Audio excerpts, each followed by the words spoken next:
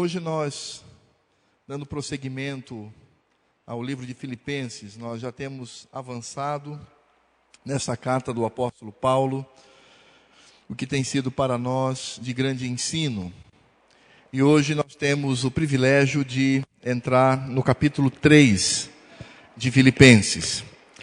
E é claro que a nossa jornada tem nos ensinado, de acordo com aquilo que o apóstolo de fato escreveu para aquela igreja, mostrando qual deve ser a atitude, não só da igreja, mas também a atitude do crente individual com relação a esta igreja. E no capítulo 1, do verso 3 ao verso 8, nós vimos a segurança do crente, e aí percebemos claramente aquilo que o apóstolo diz: aquele que começou boa obra em vós há de completá-la até o dia de Cristo Jesus. Estamos seguros nas mãos do Senhor. Depois vimos a maturidade do crente, quando o apóstolo Paulo diz que a igreja deve ter o seu amor cada vez mais crescente, demonstrando conhecimento e percepção da palavra do Senhor. Então isso mostra a maturidade do crente. Depois vimos que o crente, mesmo sofrendo, ele possui alegria. E aí é quando o apóstolo Paulo diz que muitos anunciavam a Cristo por inveja, mas ele não se importava com isso. O importante é que Cristo estava sendo anunciado, então ele dá a primazia para o Senhor Jesus. Depois nós vimos que o cidadão do céu é aquele que luta pela fé do Evangelho. Nós temos uma guerra neste mundo e nós somos os defensores deste Evangelho. Depois vimos no capítulo 2, do verso 1 ao verso 11, que nós devemos considerar o nosso próximo como superior a nós mesmos. A convivência na igreja estabelece, portanto, esta unidade quando eu considero aquele que está ao meu lado como superior a mim, e assim vivemos para a glória do Senhor. Depois vimos no capítulo 2, do verso 12 ao verso 18, o apóstolo Paulo dizendo que nós devemos desenvolver a nossa salvação com temor e tremor, sabendo que Deus é aquele que efetua em nós tanto o querer quanto o executar. E domingo próximo passado, pela graça de Deus, no capítulo 2, do verso 19 até o último verso desse capítulo, o verso 30, nós vimos então ali o testemunho de Paulo com relação a Timóteo e com relação a Epafrodito.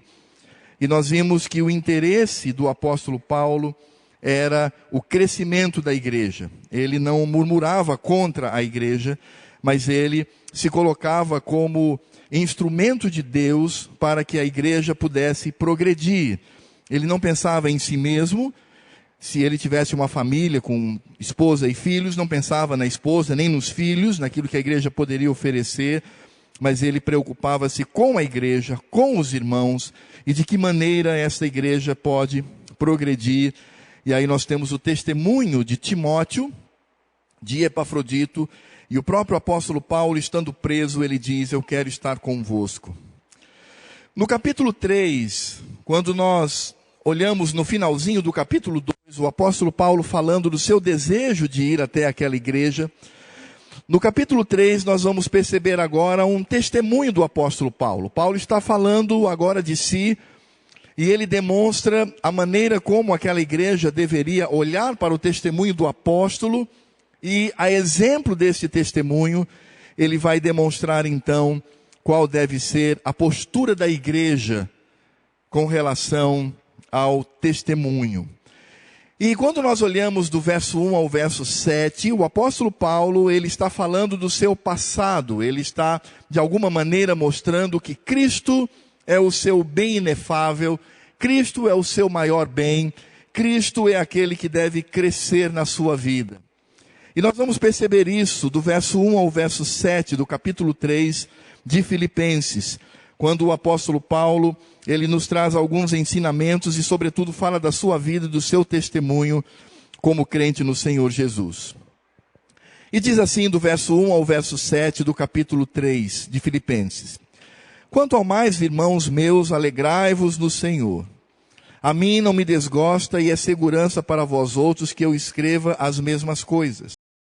Acautelai-vos dos cães, acautelai-vos dos mal-obreiros, acautelai-vos da falsa circuncisão. Porque nós é que somos a circuncisão, nós que adoramos a Deus no Espírito e nos gloriamos em Cristo Jesus e não confiamos na carne. Bem que eu poderia confiar também na carne. Se qualquer outro pensa que pode confiar na carne, eu ainda mais. Circuncidado ao 8º dia, da linhagem de Israel, da tribo de Benjamim, hebreu de hebreus, quanto à lei fariseu, quanto ao zelo perseguidor da igreja, quanto à justiça que há na lei, irrepreensível. Mas o que para mim era lucro, isto considerei perda por causa de Cristo. Senhor Deus e Pai, muito obrigado, porque quando olhamos para a nossa vida, nós percebemos que se Cristo não brilha, se Ele não é tudo em nós, a nossa vida é absolutamente inútil. Por isso, ó Deus, ensina-nos a vivenciar esta verdade, essa verdade da Tua palavra. Que sejamos motivados, meu Pai, a viver para Cristo, a viver em Cristo e a glorificá-lo na nossa vida em todos os instantes. Não só naquilo que renuncio, não só naquilo que eu mudo, mas naquilo que eu preservo na minha jornada neste mundo. Ajuda-nos, ó Deus, a vivermos desta forma, conforme o apóstolo Paulo nos ensina, quando ele olha para o seu passado, quando ele vê o seu currículo, ele tem a posição de um crente. Ajuda-nos nisto, ó Pai. Eu te peço em nome de Jesus. Amém. Eu vou trocar de microfone, é melhor, não é?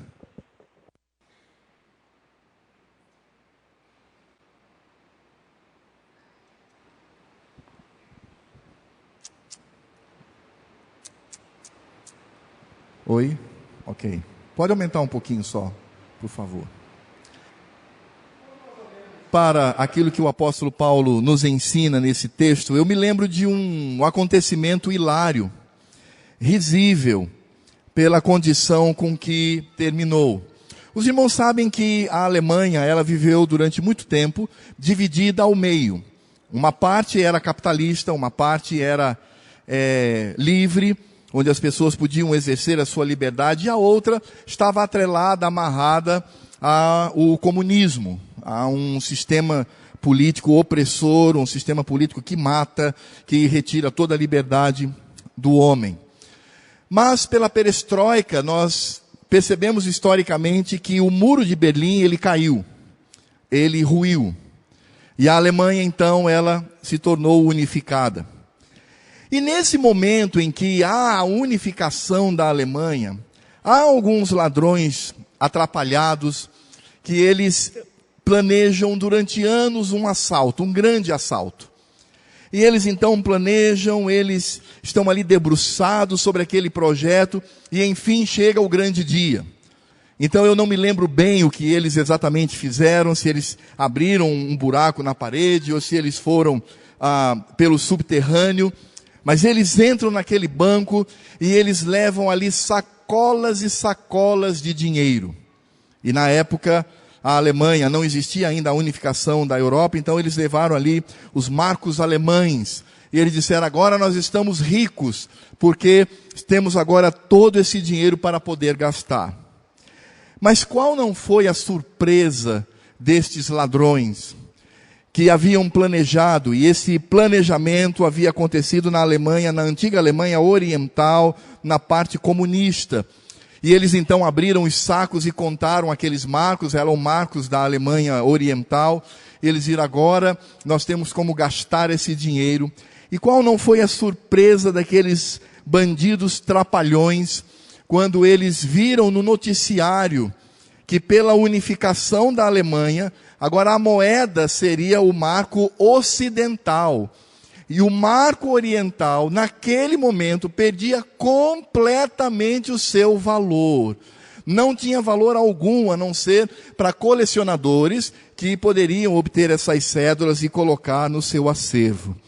Os irmãos podem imaginar como esses ladrões ficaram, porque eles planejaram durante meses aquele assalto, Eles conseguiram entrar no banco, eles levaram as sacolas de dinheiro, eles contaram o dinheiro, já haviam planejado sobre a sua vida e de repente, todo aquele dinheiro perde, num estalar de dedos, todo o seu valor.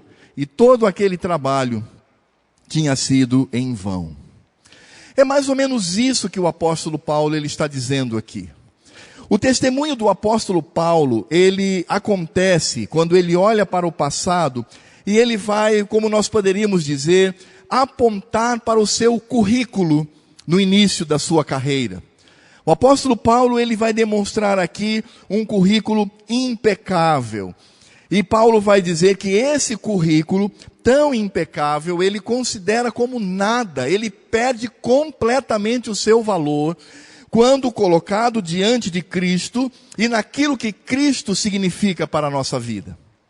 Mas é interessante que o apóstolo Paulo, ele vai tratar desse assunto, fazendo um contraste entre a sua vida e a vida daqueles que olhavam para o seu currículo e achavam que por este currículo eram alguma coisa na igreja.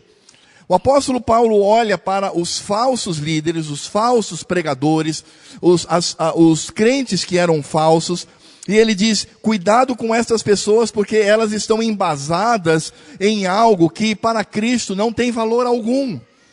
E não somente isto, mas estas pessoas elas estão destruindo o reino de Deus. E vejam que o apóstolo Paulo, ele começa a falar sobre esse assunto, sobre o seu currículo, sobre esses falsos líderes, dizendo que aqueles irmãos, eles deveriam viver sempre a simplicidade do evangelho, que é a alegria. Por isso no verso 1 ele diz, quanto ao mais, irmãos meus, alegrai-vos no Senhor. E é claro que o apóstolo Paulo vai desenvolver esse tema um pouco mais à frente, mas é claro que esta alegria, como nós aprendemos até aqui, ela é absolutamente independente das circunstâncias, ela é independente do meu temperamento, e ela é sempre constante. E veja que Paulo, ele começa a falar do seu testemunho, contrastando com aqueles falsos líderes, e de certa forma, o apóstolo, ele demonstra uma chateação com relação àqueles homens, mas ele diz, isto não pode de forma nenhuma retirar a nossa alegria diante do Senhor. E diante desta alegria e ao mesmo tempo desta indignação, o apóstolo Paulo traz um alerta contra uma liderança sedutora. Uma liderança que seduz. Pregadores que pela sua retórica estavam desvirtuando os crentes pela palavra do Senhor, ou contra a palavra do Senhor, e Paulo então traz um alerta sobre isso no verso 2, quando ele diz, acautelai-vos dos cães, acautelai-vos dos maus obreiros, acautelai-vos da falsa circuncisão, porque nós é que somos a circuncisão, nós que adoramos a Deus no Espírito e nos gloriamos em Cristo Jesus e não confiamos na carne. Uma coisa que me chama a atenção aqui, meus irmãos, é a maneira como Paulo trata esses falsos líderes. Eu tenho visto hoje, não obviamente em todos, mas alguns crentes, eles possuem ainda, eu diria, a ingenuidade de olhar para certos movimentos evangélicos e dizer assim, olha, quem sou eu para julgar? Quem sou eu para falar desse irmão? Tudo bem, ele tem cometido um errinho aqui, outro ali, mas no geral tem coisa boa ali também. Eu tenho conversado às vezes com alguns crentes, algumas ovelhas, e elas têm revelado, olha pastor, eu tenho visto tal programa na televisão, ou então eu tenho ouvido tal CD de tal comunidade, e sabe pastor, tem coisa boa ali, dá para a gente aprender e ser edificado, e afinal de contas, quem somos nós para julgar? Afinal de contas, o Senhor Deus, Ele é quem julga. Mas irmãos, essa postura, ela é ingênua, ela é absolutamente ingênua, ela demonstra que nós não temos maturidade. Eu sempre tenho dito aos irmãos que lidar com os falsos pregadores, as falsas doutrinas, doutrinas que aqui e ali trazem uma verdade bíblica, mas que também trazem erros, lidar com isto é como você tentar comer um prato de feijão com um chumbinho de rato. E você tentar espetar só o feijão para comer, mas isso é extremamente perigoso, isso é ilógico, não faz o menor sentido.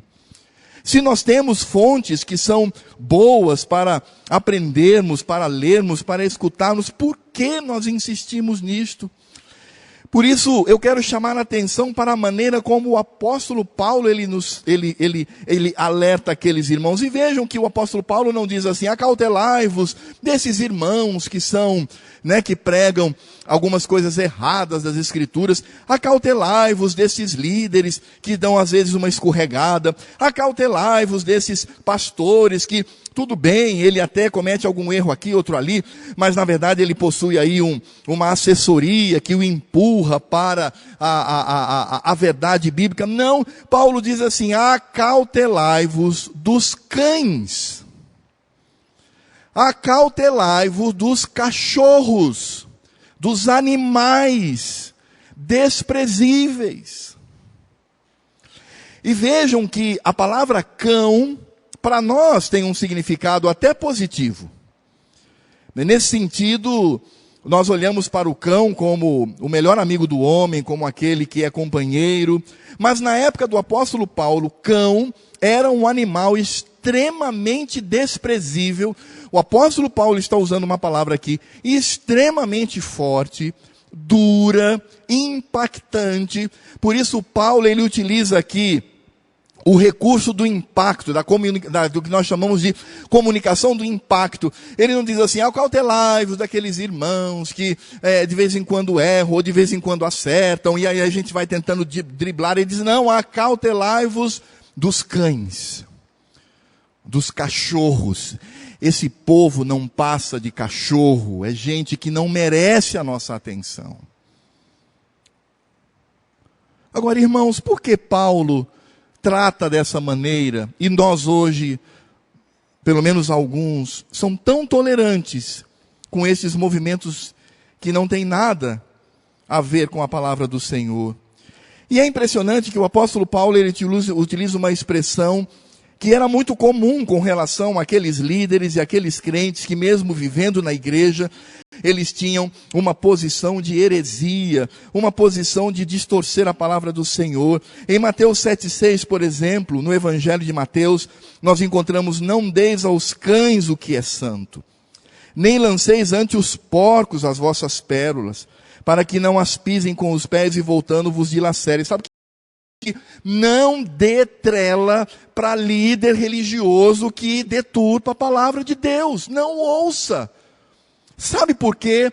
Porque se você começar a ouvir essas pessoas, a tentar de alguma maneira retirar o que é bom e afastar o que é ruim, eles virão sobre vocês, irão devorá-los, eles virão retirar, por vezes, a própria esperança do coração. É o que Jesus diz. O apóstolo Pedro, na sua segunda carta, no capítulo 2, verso 22, se referindo àqueles que se colocam como crentes e líderes, mas na verdade são falsos, ele diz, com eles aconteceu o que diz certo adágio verdadeiro. Agora olha a linguagem de Pedro. O cão voltou ao seu próprio vômito, e a porca lavada voltou a revolver-se no lamaçal. Esse povo é cão e porco. Agora, irmãos, é impressionante, não é? Porque isso não choca, não choca? Nossa, mas não, eu não posso fazer isso. Eu não posso ter essa atitude. Eu não posso fazer isso com estas pessoas. Meus irmãos, o que está em jogo aqui é a palavra de Deus. O que está em jogo aqui são as Escrituras. O que está em jogo aqui é a revelação do nosso Deus. O que Paulo nos ensina é que nós não podemos de forma nenhuma tolerar pessoas que deturpam, por mais que essa deturpação, essa heresia nos pareçam pequenas, ele diz, nós não podemos suportar essas pessoas.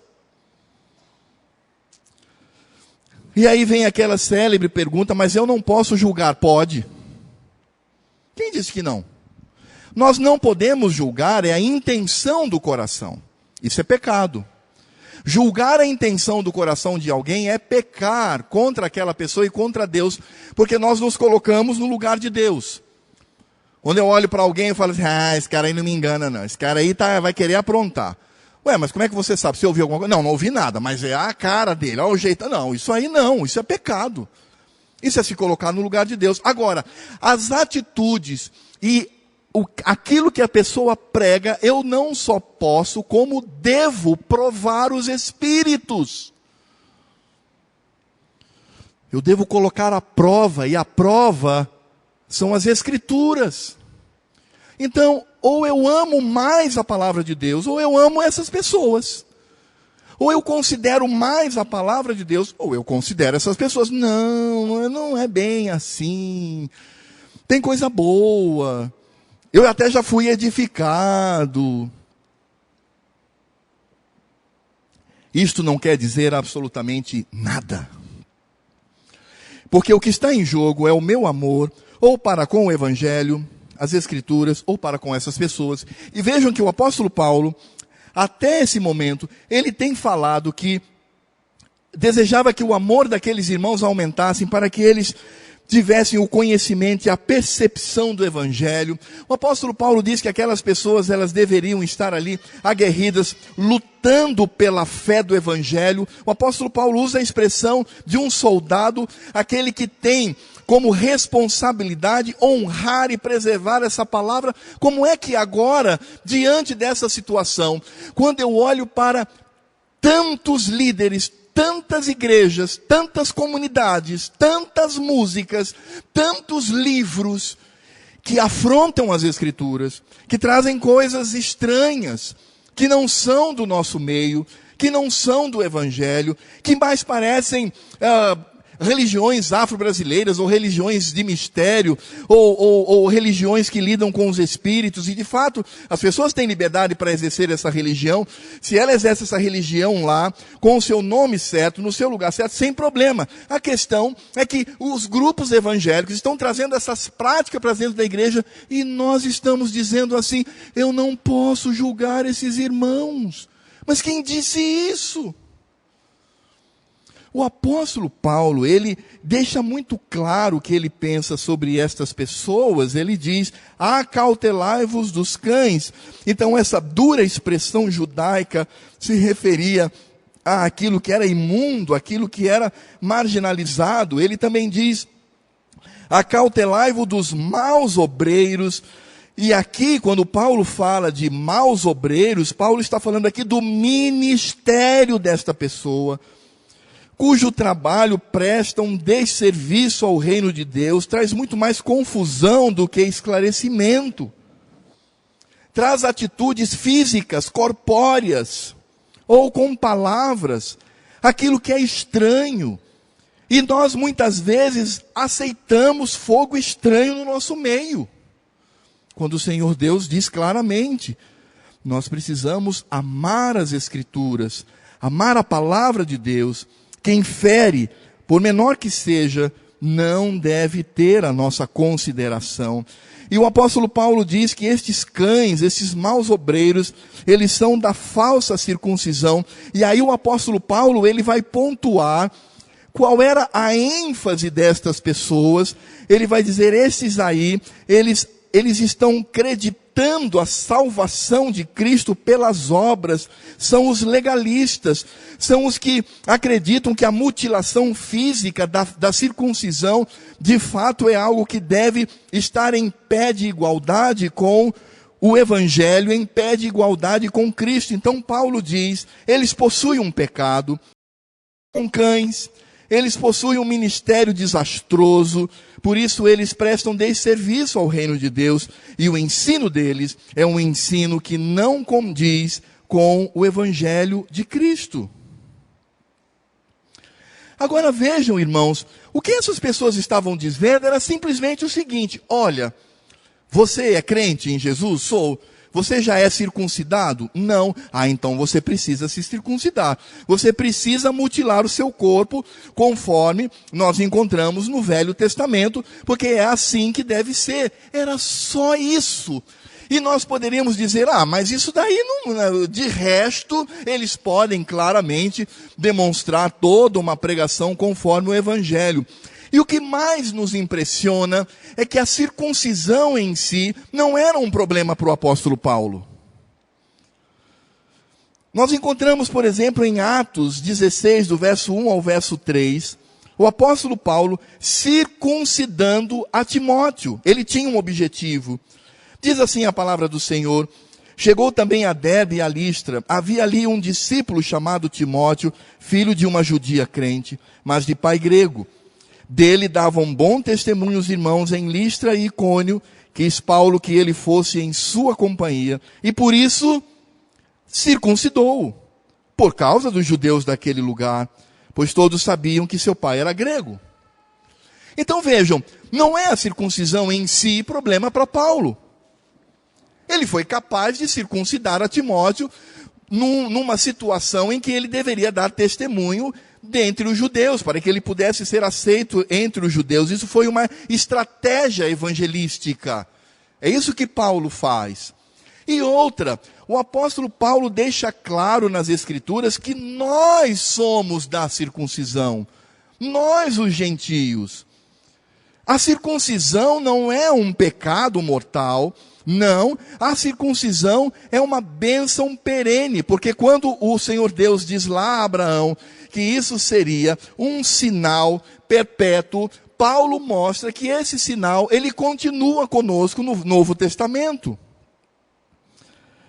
Por isso o apóstolo Paulo vai descrever o que significa essa circuncisão em Romanos capítulo 2, do verso 25 ao verso 29. Ele diz, porque a circuncisão tem valor se praticares a lei.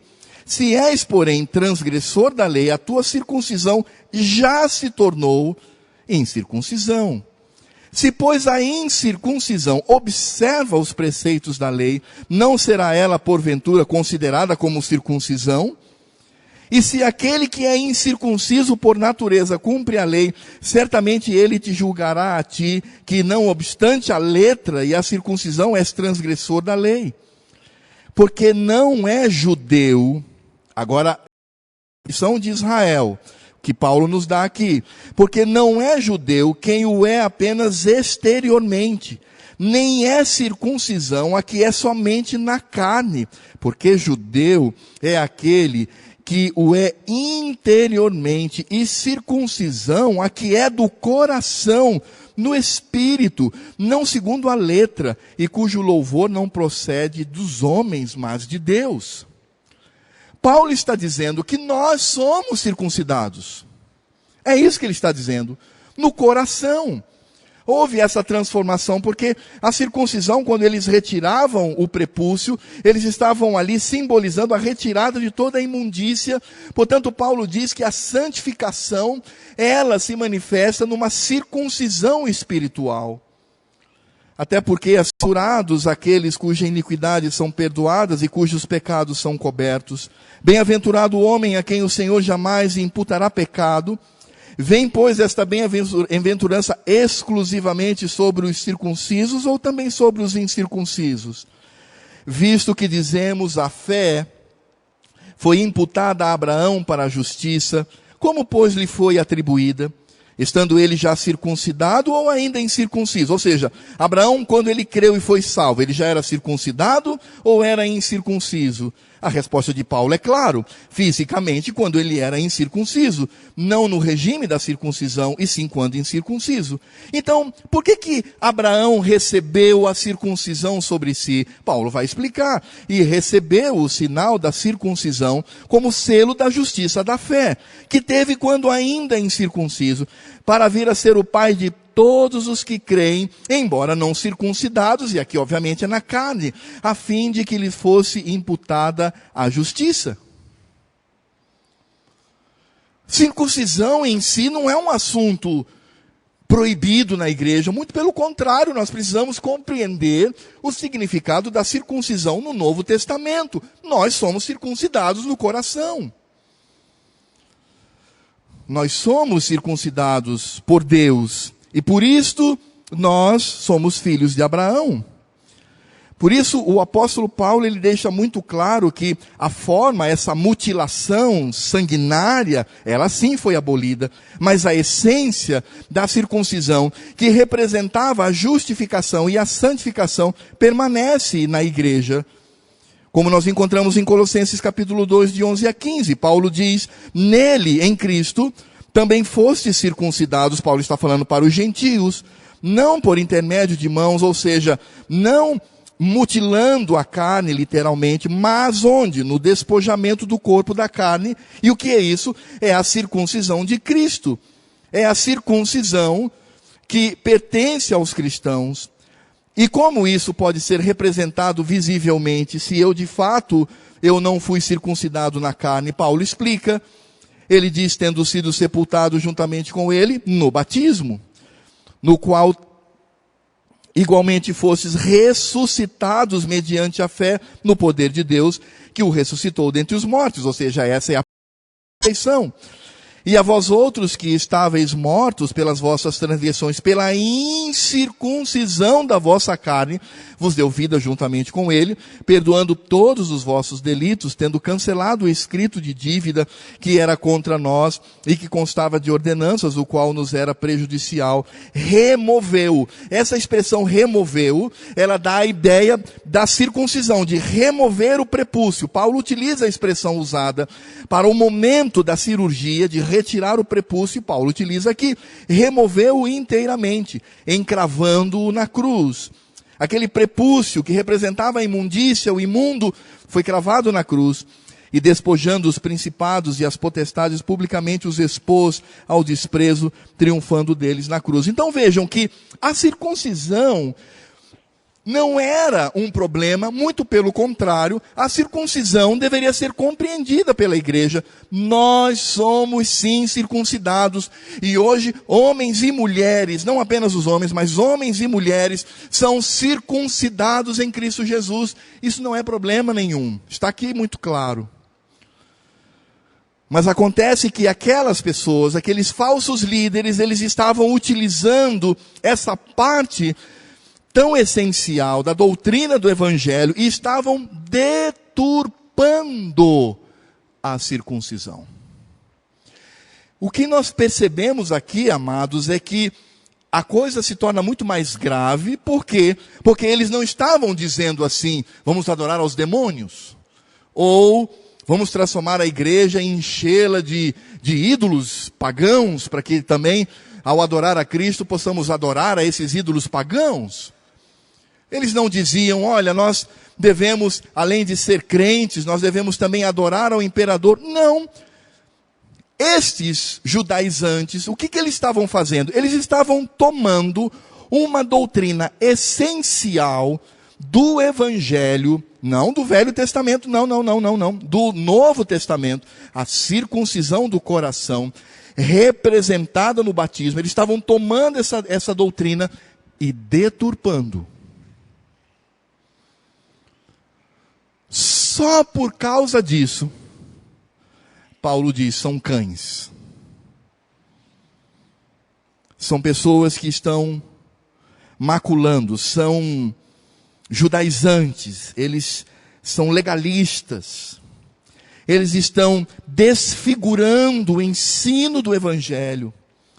Eles estão desfigurando, porque Paulo, o que ele está dizendo é isso. Uma vez que, ao obrigarem os homens a mutilarem a sua própria carne, uma vez que estes já o fizeram espiritualmente e representaram essa circuncisão por meio do batismo, uma vez que eles estão forçando a isso, eles devem ser considerados como cães, como maus obreiros, como mutiladores, não apenas do físico, mas também do Evangelho. E meus irmãos, isso deve nos chamar a atenção, porque que tipo de tolerância nós devemos ter com o ensino deturpado do Evangelho? Eu já vi alguns crentes, eu às vezes estou no carro com eles, ou enfim, aí começamos a ouvir um CD, eu falo, mas esse CD é o CD X do cantor ou dos cantores Y? É. E eu digo, meu irmão, não, pastor, mas o problema aqui é só a faixa 3, 5 e 7. O resto é beleza. Meu irmão, o que está em jogo são as Escrituras. Ou nós amamos a palavra de Deus, ou nós amamos aos hereges. E Paulo nos ensina claramente sobre isto. E Paulo vai dizer que estas pessoas, elas estão fiadas, elas confiam na carne, elas confiam no poder da carne, ou seja, na persuasão, na maneira de falar, na maneira de cantar, na maneira de transmitir essa mensagem pouco deturpada, é uma deturpação pequena. Afinal de contas, a circuncisão é de fato um elemento primordial para o Novo Testamento na compreensão da conversão do crente, porque quando o crente se converte é porque Deus circuncida o coração. Eles estão apenas colocando isso de forma física.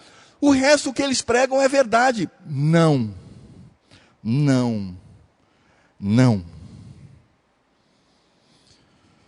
Se alguém prega 90% de verdades e 10% de mentira, não. Se alguém prega 95% de verdades e 5% de mentira, não.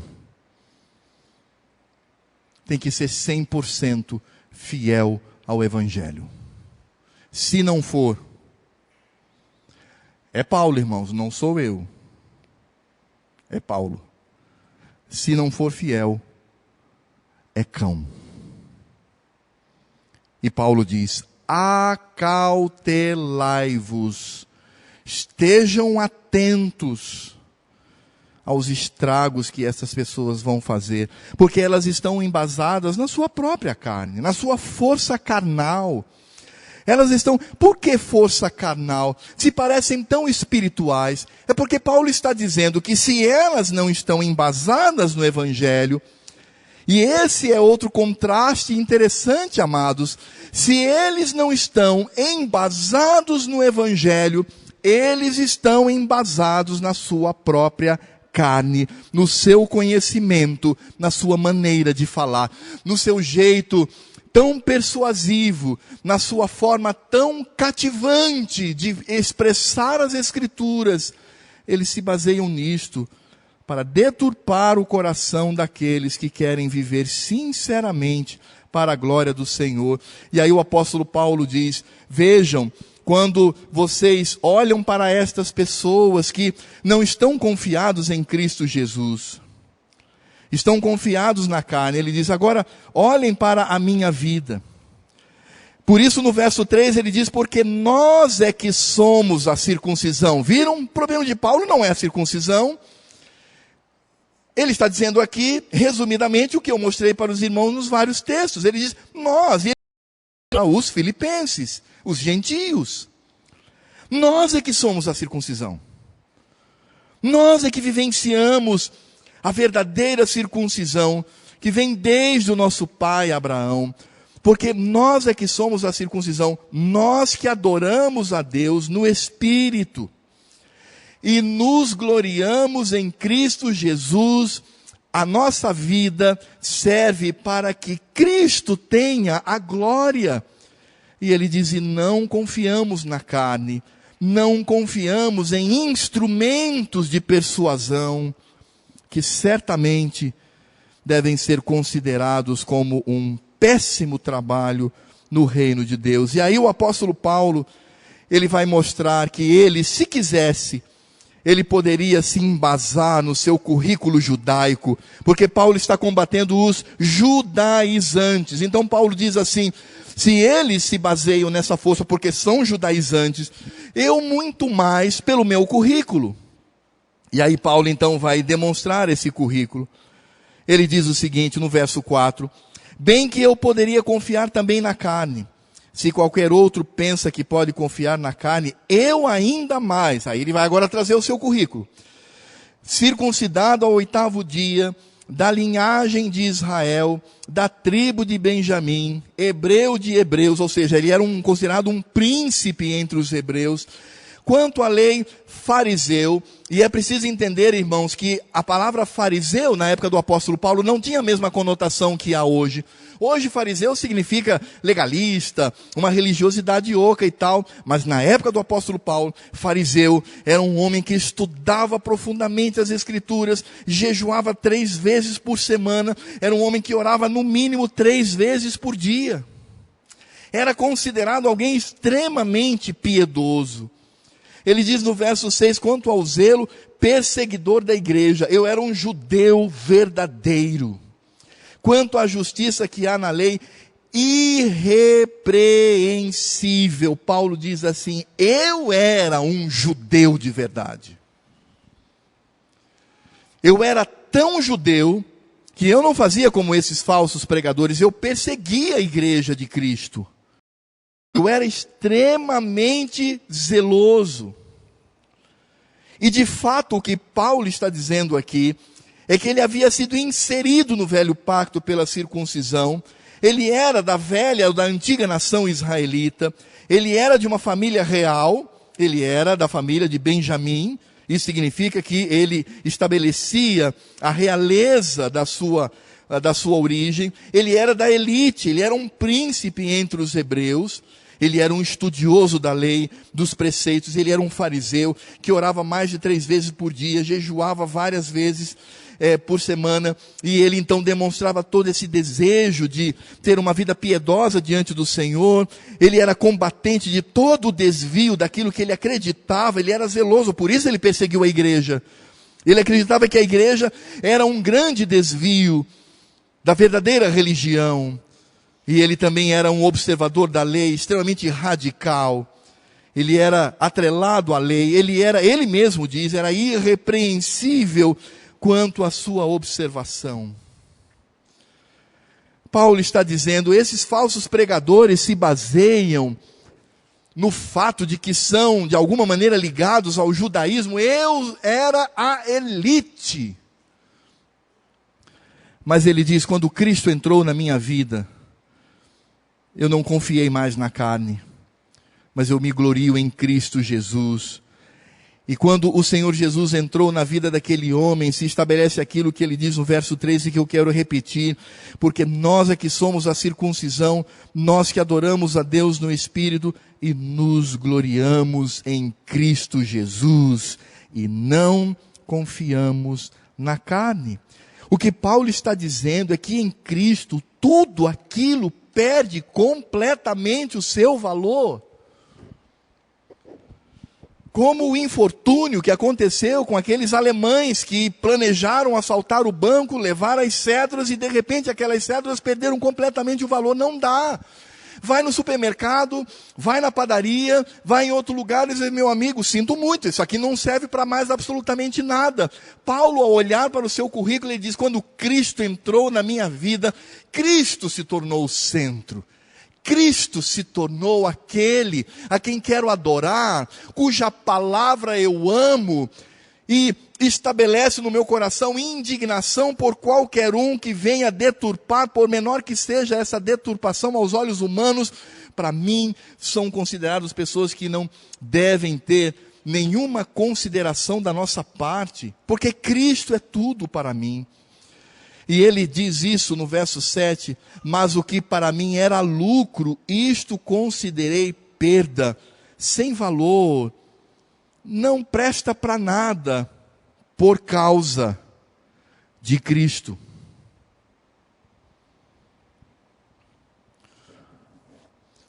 O que Paulo está dizendo é que toda a sua capacidade humana, todo o seu zelo, tudo que ele demonstrava, isso perdeu completamente o valor por causa de Cristo. Não é por causa do homem, nem dele mesmo.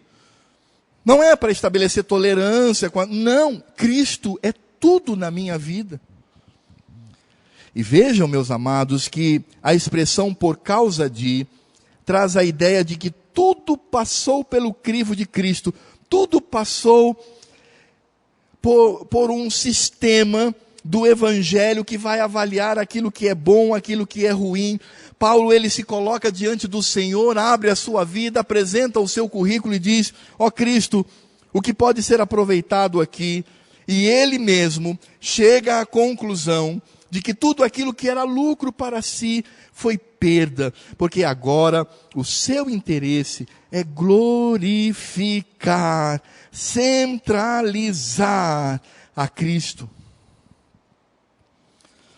É como um colecionador que apresenta o seu acervo para uma avaliação e descobre que existem falsidades ali, não tem nenhum valor. Por isso, irmãos, o que o apóstolo Paulo está dizendo é que, na sua época, muitos homens valorizavam e queriam inserir as práticas do seu currículo no Evangelho, a sua percepção de Evangelho no Evangelho verdadeiro. Mas o apóstolo Paulo diz: o Evangelho é o poder de Deus, isso basta, não há o que inventar, não há o que inserir. E nesse sentido, nós precisamos compreender de fato qual é o significado. O que significa tocar um chifre de carneiro no culto? Como se isso fosse um shofar. O que significa desfilar com a bandeira de Israel pela igreja? O que significa mergulhar, como eu vi uma cena grotesca em Manaus, a bandeira do Brasil dentro de um receptáculo grande de óleo? Perguntei: o que é isso? Eu pensei que fosse compota. Falei: isso aqui. Não, isso é a bandeira do Brasil imerso em óleo vindo lá de Israel. Consagração do Brasil. E sabe o que é interessante? O apóstolo Paulo diz que estas práticas, ele nos diz isso, não tem poder nenhum contra a sensualidade, contra o pecado. Porque o Evangelho é o poder de Deus, a simplicidade do Evangelho é Cristo. Não há mais nada a se dizer, não há mais nada a fazer. Cristo basta, porque Ele é o centro de todas as coisas. É por isso que nós, nessa noite, aqui reunidos, não estamos tentando agradar ninguém aqui. A preocupação dos crentes aqui presentes, todos eles, não é: será que fulano está gostando do culto? Será que ele está? Não. Se você gosta ou não gosta, meu amado, não é para você, é para Cristo. Cristo tem que se agradar daquilo que nós oferecemos a Ele. Claro que deve existir uma comunicação perceptível. Ninguém vai realizar um culto aqui em latim ou em grego. Nós vamos utilizar uma comunicação que possa ser compreendida por todos. Mas Cristo é o centro do culto. Não as pessoas. Cristo é o centro da pregação. Sabe como você pode avaliar se uma pregação do Evangelho ela é fiel? Se esta pregação ela culmina na glória de Cristo. Porque se uma pregação ela não culmina na glória de Cristo, mas ela culmina no bem-estar das pessoas, no enriquecimento das pessoas, no êxtase em que as pessoas vão se sentir tão prazerosas, ou vai sentir que o culto é tão prazeroso que começa a gargalhar, a rir, a ter gestos estranhos. Isso não vem de Deus. Isso não vem do Senhor. Cristo é o centro. Nós devemos viver a Cristo. E nós devemos morrer por Cristo. Por isso Paulo diz: o meu currículo, isso não tem valor algum. E por que não tem valor algum? Porque considerei tudo perda, tudo sem valor algum. Eu mesmo considerei. Por que, Paulo? Última frase do verso 7. Por causa de Cristo. E aí nós poderíamos pensar, como nós poderíamos aplicar esse testemunho do apóstolo Paulo, contrastado com os falsos obreiros, olhando para o passado. Irmãos, em primeiro lugar, nós precisamos nos acautelar contra a pregação dos cães. E hoje, podemos até dizer, tanto os homens quanto as mulheres. Estar atentos contra isto. Porque, irmãos, a afronta não é contra a nossa denominação ou a nossa igreja.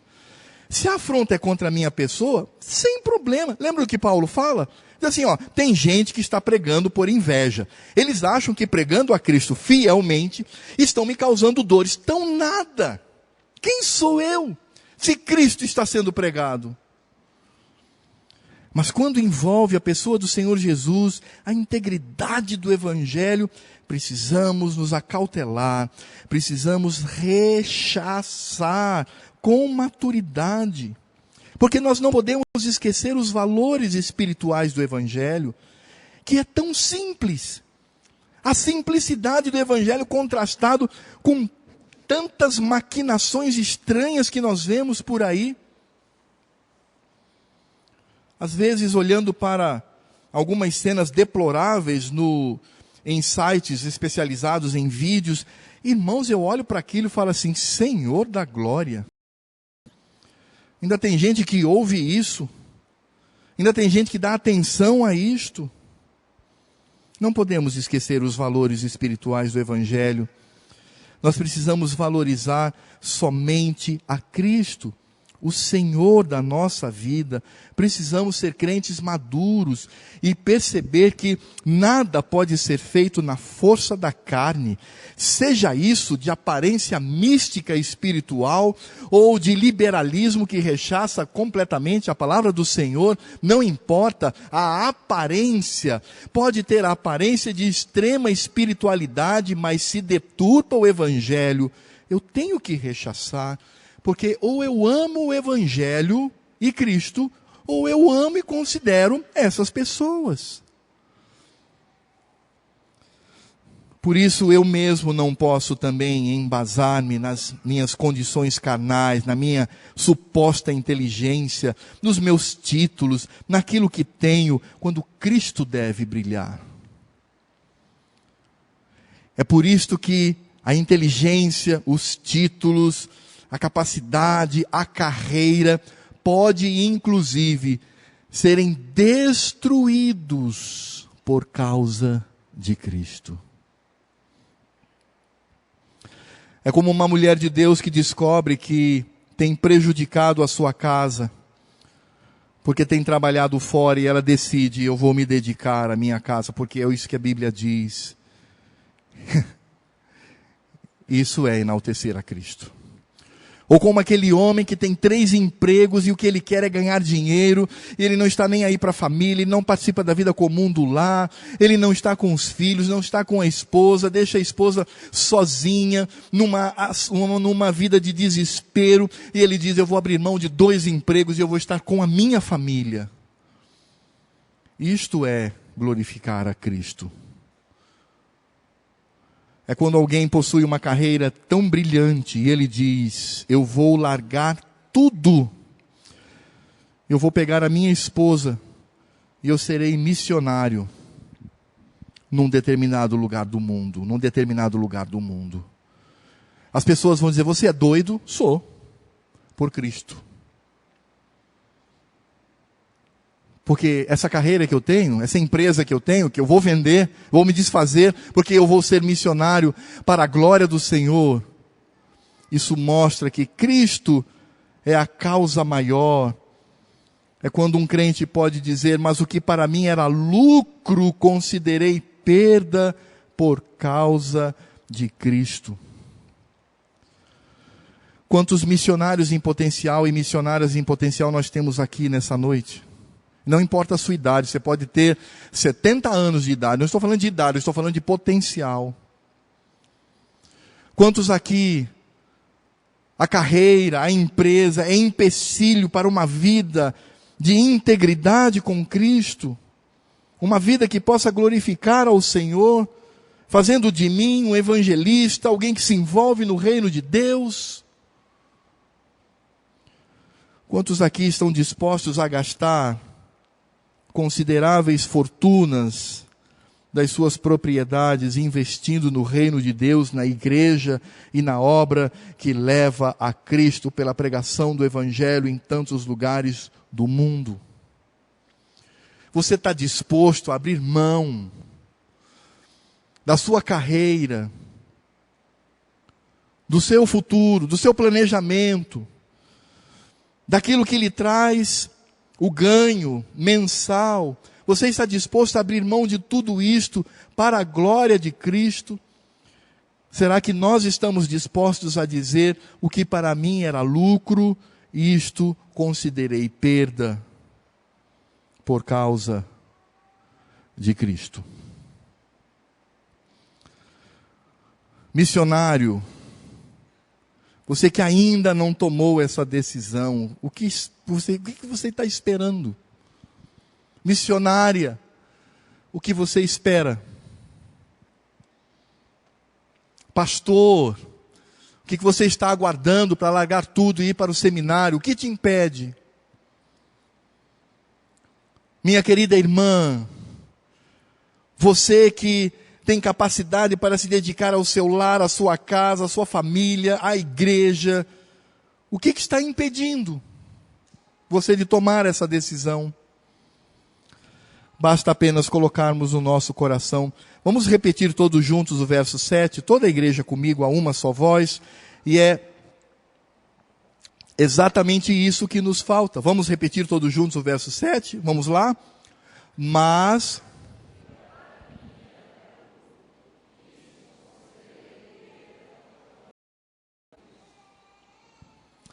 Senhor Deus e Pai, nós te louvamos e agradecemos pela tua palavra. Te louvamos, ó Deus, pelos grandes desafios que ela nos traz, e nós podemos lembrar daquela promessa maravilhosa que está em Josué capítulo 1, verso 9. Não te mandei eu, ser forte e corajoso, não temas nem te espantes, porque o Senhor teu Deus é contigo para onde quer que andares. Ó Senhor, quantos missionários há aqui nesta noite, meu Pai? Quantos pastores há aqui nesta noite? Quantas missionárias há aqui nesta noite? Quantas mães de família responsáveis há aqui nessa noite, meu Pai? Quantas mães há aqui nesta noite, meu Pai? Quantos trabalhadores na seara, trabalhadores no reino de Deus há aqui essa noite, meu Pai? Muitos. Ó Senhor, que de fato estas pessoas considerem a sua carreira e a sua vida como sem valor diante de Cristo.